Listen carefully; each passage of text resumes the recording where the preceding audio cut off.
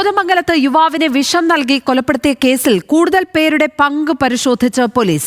2 മാസത്തെ ആസൂത്രണത്തിലൂടെ പ്രതി അധീനയ്ക്ക് മറ്റാരുടെയെങ്കിലും സഹായം ലഭിച്ചോ എന്നതിൽ അന്വേഷണം നടത്തും. CCTV തകരാറിലാക്കാൻ സഹായം കിട്ടിയിട്ടുണ്ടോ എന്നും പരിശോധിക്കും.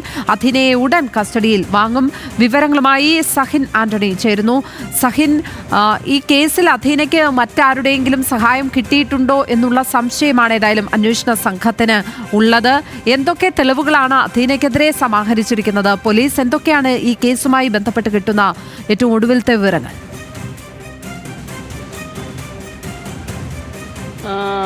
ലക്ഷ്മി, കോതമംഗലത്ത് അൻസിൽ എന്ന് പറയുന്ന യുവാവിനെയാണ് പെൺസുഹൃത്തായിട്ടുള്ള അധീന വിഷം നൽകി കൊലപ്പെടുത്തിയത്.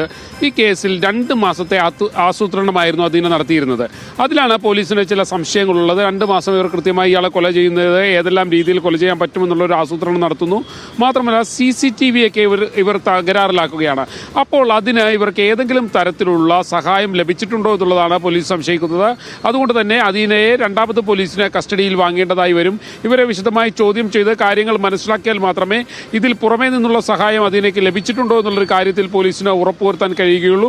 നിലവിൽ പോലീസ് സംശയിക്കുന്നത് അധീനയ്ക്ക് പുറത്തുനിന്ന് സഹായം ലഭിച്ചിട്ടുണ്ട് എന്നുള്ളത് തന്നെയാണ്. കാരണം അധീനയെ പോലെയുള്ള ഒരാൾക്ക് ഒറ്റയ്ക്ക് CCTV തകരാറിലാക്കുക, അല്ലെങ്കിൽ മറ്റ് ഈ വിഷം വാങ്ങുക, അത് നൽകുക, ഈ കാര്യങ്ങളൊക്കെ ചെയ്യാൻ കഴിയില്ല എന്നുള്ളൊരു വിലയിരുത്തലാണ് പോലീസിനുള്ളത്. അതുകൊണ്ട് തന്നെയാണ് പോലീസ് ഇത്തരത്തിൽ അൻസിലിൻ്റെ മരണത്തിൽ മറ്റാർക്കെങ്കിലും പങ്കുണ്ടോ എന്നുള്ളൊരു കാര്യം കൂടി സംശയിക്കുന്നത്. ലക്ഷ്മി, തീർച്ചയായും